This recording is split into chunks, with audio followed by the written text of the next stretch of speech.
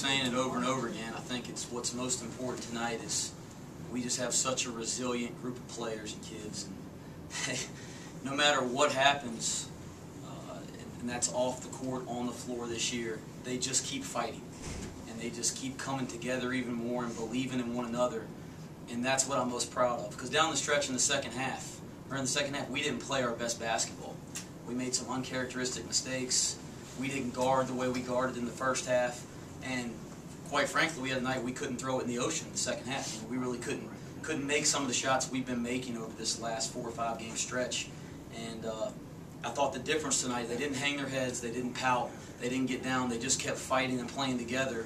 And they just found a way to win, and I'm really proud of them for that. Questions? Talk about that last sequence there with you guys. I mean, I know you just try to get to the basket, try again. Just talk about what happened there and what was going through your mind at that point. The original play was we were going to hit Travis off of a screen, but you know, Sanford, they switched everything, so it wasn't really open. So I just got Drew Parker the ball, and then he just, you know, made a play.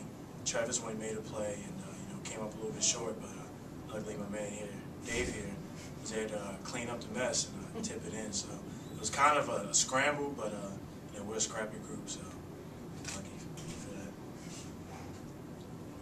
David, talk about, I mean, you had a bunch of steals there in the first half and got some big dunks and stuff, got everything going, but talk about that final play and what your role in this team is. The final play, I mean, Coach drew up the play. Not well enough, apparently. We ran it, and when it broke down, well, I in my head, I was thinking when all goes wrong, get on the glass. It just happened to fall to me. Got a nice little putback. You heard that entire stadium go rocking when you hit it. I mean, that had to feel good. Yeah, it did feel good, but you know, there's a lot of time left still, so I had to try to hurry up and get everybody to run back. You ever hit a game winner before? The first one. Always go down in your memory. I mean, going for the books. Yeah, I mean, when you tip it in, you're just going through the motions. But when you realize what you did, what goes through your head?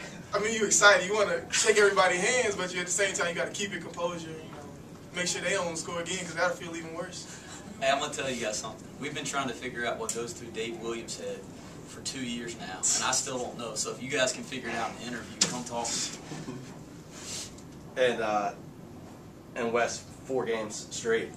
When you first took over, you said, you know, we're going to try and do something we can all remember for the rest of our lives. When you, right now, you're kind of on that path that has to sit well. I mean, we have. It's hard to look at a team that's 6-14 and believe that we have really big time goals and dreams, but we do, and we're not afraid to talk about that. I believe that we could get to this point. They believe we could get to this point, but they're the reason we're at this point. They've really believed in each other. They bought into what we're trying to do, and they just keep fighting no matter what. And I think it's such a resilient group of young men, and I'm so proud of that. And at this point, it's not celebration because we've won 4 games in a row. That's really good. We've won 4 games in a row. Now it's time to get even better. And now it's time to come back and practice, so when you're down or you're up 2 on the last possession of the game, you don't need heroics to win. You get a stop to win. And I think there's plenty of room for improvement, but what I'm so proud of is that no matter what, they just keep fighting, and that says a lot about who they are as young men and who they are as a group. You keep mix and matching different starting 5, different replacements in at certain times. Is it just a trial and error process?